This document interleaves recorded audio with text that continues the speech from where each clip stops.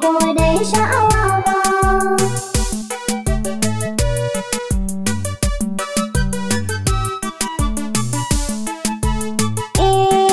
Farko na sa sarkina wanda shi ya yi min rayina, shi ya nufa na miƙa sakona kan na faɗakar da 'yan uwana. Alfarman manzon tsira kaman basira sarki rabba. 'Yan mata da samari mu yi aure mu raya sunna ba don kuɗi ko dai sha'awa ba. Ina kuke 'yan uwana ku taho yau ga baitina, kan aure zan yi bayanina, zan so ku fahimci batuna. Mu yi aure domin Allah ba don kuɗi ko dai sha'awa ba.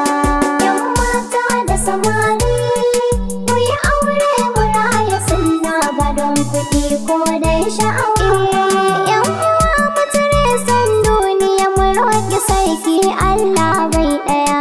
Mu yi aure domin gaskiya kar mu ce wai sai mai dukiya. Dukiyar ta halal ce ko haram 'yan uwa ba mu san wannan ba. 'Yan mata da samari mu yi aure mu raya sunna ba don kuɗi ko dai sha'awa. In ba ki da gashin wance kar ki ce sai kin yi kitson wance.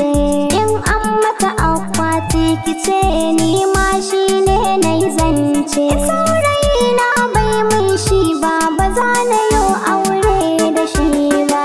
'Yan mata da samari mu yi aure mu raya sunna ba don kuɗi ko dai sha'awa ba.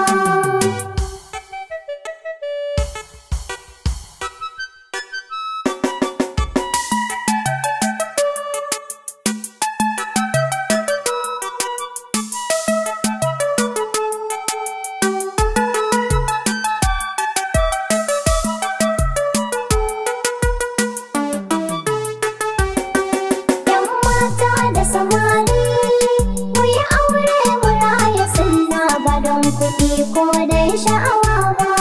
Inna ta yana da kuɗin shi zai kasance na ki bai da shi. Kar ki ce ni sai kamin shi kafin a saka na a ƙunshi. Bai da shi kin sa sha ƙunci neman ma ba zai sake ba.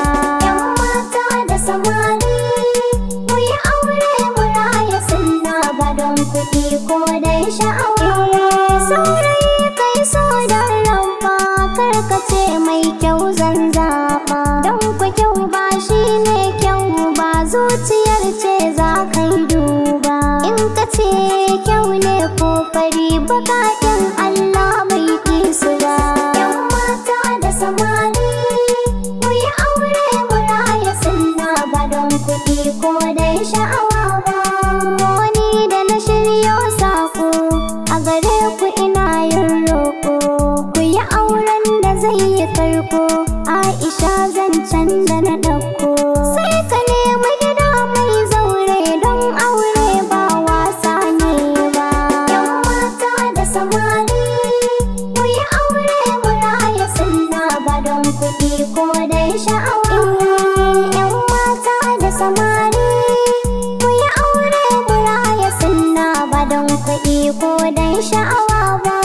'Yan mata da samari mu yi aure mu raya sunna ba don kuɗi ko dai sha'awa.